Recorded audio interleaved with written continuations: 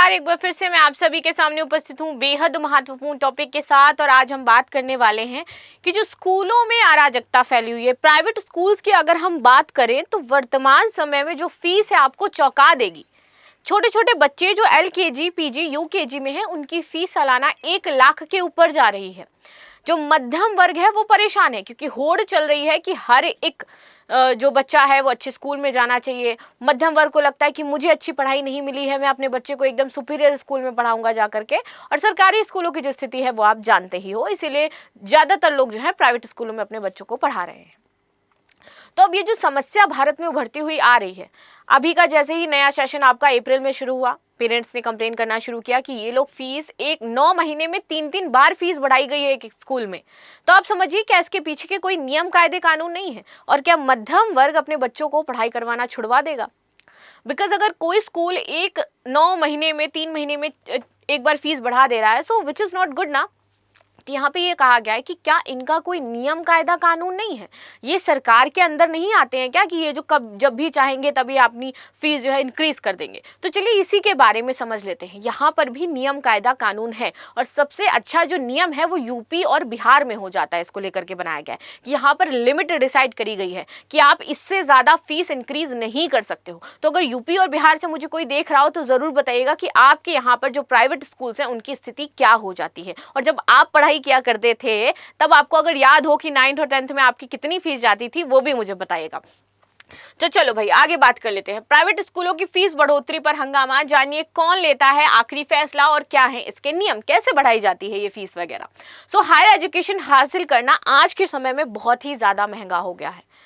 Even ऐसी स्थिति में कुछ भारत को अगर हम साइड करें, क्योंकि बात तो अभी हम यहाँ कर रहे हैं इंडिया की, लेकिन क्या पूरे वर्ल्ड की अगर हम बात करें वहाँ पे कोई ऐसी कंट्री है जो फ्री में भी एजुकेशन दिलाती है? तो मैं उस कंट्री का भी आपको नाम बताऊंगी जो कि फ्री ऑफ कॉस्ट एजुकेशन देती है। जबकि हमारे यहाँ पर जो सरकारी स्कूल हैं वो भी फीस लेते हैं, जबकि उस देश में जितने भी गवर्नमेंट कॉलेजेस हैं वहाँ पर फ्री ऑफ कॉस्ट पढ़ाई करवाई जाती है। आज के समय में ऐसा देश मौजूद है। भारत में डिग्री लेनी हो या फिर विदेश में, छात्रों को दोनों ही सूरत में मोटी फीस पे करनी होती है। भारत में पढ़ना तो फिर भी थोड़ा किफायती है, लेकिन अगर आप विदेश में एडमिशन लेने चले जाइए तो 20 से 30 लाख रुपए आपका सालाना खर्चा है जो विदेश है वहां पर पढ़ाई करने में। इसमें आपका ब्रिटेन, अमेरिका, कनाडा जैसे देश आ जाते हैं जहां पे 20 से 30 लाख खर्च करना होगा। इन हालातों में भारतीय छात्र किसी ऐसे देश में पढ़ना चाहते हैं जहां उन्हें कोई फीस ना देनी पड़े। तो एक अच्छी बात यह कि दुनिया में एक देश ऐसा भी है जहां पर आप चाहें तो फ्री ऑफ कॉस्ट पढ़ाई भी कर सकते हैं। बस उसके लिए आपको परमिट लेना पड़ेगा, वहां पर रहने का, और पढ़ाई में आपके अच्छे स्कोर एंड मार्क्स होने चाहिए। आपको एंट्रेंस देना होगा और वहां पर आप एडमिशन ले सकते हो। आगे आ जाते हैं। भारत में क्या है स्थिति? तो भारत में प्राइवेट स्कूल्स का हाल दिन पे दिन बुरा होता जा रहा है। जो फीस है वो भारत के मध्यम वर्ग के लिए बड़ी समस्या बनता जा रहा है। नए शैक्षणिक सत्र की शुरुआत के साथ ही एक बार फिर प्राइवेट स्कूलों की फीस बढ़ोतरी को लेकर के देश भर में जो पेरेंट्स हैं वो नाराजगी व्यक्त कर रहे हैं। कभी अभिभावकों ने प्रदर्शन किया तो कहीं मंत्री और प्रशासनिक अधिकारियों से गुहार लगाई। हर साल ये दृश्य दोहराया जाता है, लेकिन इसमें कोई सुधार होता नहीं है। देश में सरकार कोई इसको लेकर के नियम कायदे कानून नहीं बना रही है और मध्यम वर्ग इससे परेशान होता जा रहा है। अगर कोई मुझे अभिभावक देख रहा हो तो आप बताइएगा कि प्रेजेंट समय में आप कितनी फीस पे कर रहे हैं अपने बच्चे की, और आपको क्या लगता है कि कैसे इसे सॉल्व किया जा सकता है। आगे बात करते हैं। यहाँ पर क्या प्राइवेट स्कूल अपनी मर्जी से फीस बढ़ा सकते हैं और इसके लिए उन्हें किसी की अनुमति लेनी नहीं पड़ती? तो ये भी समझते हैं। स्कूलों के मनमाने व्यवहार के चलते फीस हर साल बढ़ रही है। इसके बारे में रेगुलेशन करने के लिए नियम कानूनों की कमी भी इस समस्या की एक बड़ी वजह है। सो बहुत ज्यादा अगर कहा जाए कि कठोर नियम कायदे कानून है इनके लिए तो नहीं है, लेकिन थोड़े बहुत नियम कायदे कानून सिर्फ राज्य सरकारों ने बना रखे हैं। केंद्र ने आज तक इसको लेकर के कोई भी यहाँ पर बहस फैसला कुछ नहीं किया है। राज्य सरकारों को अधिकार दिया गया है कि अपने अकॉर्डिंग आप निजी स्कूलों के लिए कुछ नियम कायदे कानून बनाइए। आगे आते हैं।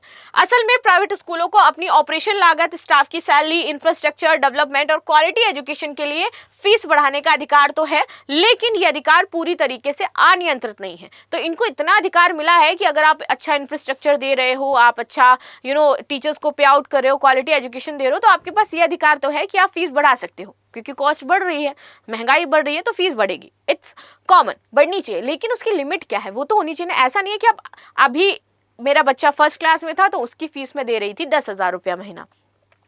अब 3 महीने हुए और 3 महीने बाद मेरा बच्चा मेरे पास लेके करके डायरी में लेकर के आता है कि मम्मी अब तो फीस हो गई है 15,000 रुपए, अब आपको 15,000 पे करनी पड़ेगी। तो ये तो हो गया ना कि आप हर 3 महीने में फीस बढ़ा रहे हो, इसके पीछे का क्या कारण है? तो अनियंत्रित नहीं हो सकते हो आप एक पैमाना सेट करिए और उसके अकॉर्डिंग आप फीस बढ़ाइए। पैमाना सेट किया गया है राज्यों के द्वारा कि कितनी फीस बढ़ेगी, उस पर भी हम बात करेंगे इसमें, ठीक है। हर राज्य की फीस बढ़ोतरी के लिए अलग अलग नियम लागू हैं यहाँ पर, जिनका उद्देश्य अभिभावक को अनावश्यक आर्थिक बोझ से बचाना है। तो राज्यों ने नियम यहाँ पर बना रखे हैं। नियम है कि अगर डीडीए या किसी दूसरी सरकारी एजेंसी की जमीन पर चल रहा कोई प्राइवेट स्कूल है और फीस बढ़ाने के लिए इच्छुक होता है तो उसे नए सेशन की शुरुआत में जो शिक्षा निदेशालय है इसको ऑनलाइन प्रस्ताव भेजना होगा और उसके लिए मंजूरी लेनी होगी, अगर डीडीए पे कोई फ्लैट है, डीडीए पे कोई आपका स्कूल है, नॉट फ्लैट है। मगर 27 मार्च 2024 में जब शिक्षा निदेशालय ने हर साल की तरह स्कूलों के नाम इसी आदेश को निकाला तो प्राइवेट स्कूलों की एक्शन कमेटी ने हाई कोर्ट में चैलेंज कर दिया और सिंगल बेंच ने उसे अंतरिम राहत भी दे दी। तो यहाँ पर जब इनके ऊपर एक रेगुलेशन लगा दिया गया ना कि अगर डीडीए में कोई स्कूल बना है तो आपको पहले हमसे परमिशन लेनी पड़ेगी फीस बढ़ाने के लिए, तो जितने भी प्राइवेट स्कूल थे उन्होंने कोर्ट में जाकर के चैलेंज कर दिया और फाइनली कोर्ट ने उनको राहत भी दे दी कि नहीं, आपके लिए ऐसा कुछ नहीं है, आप फीस बढ़ा सकते हो।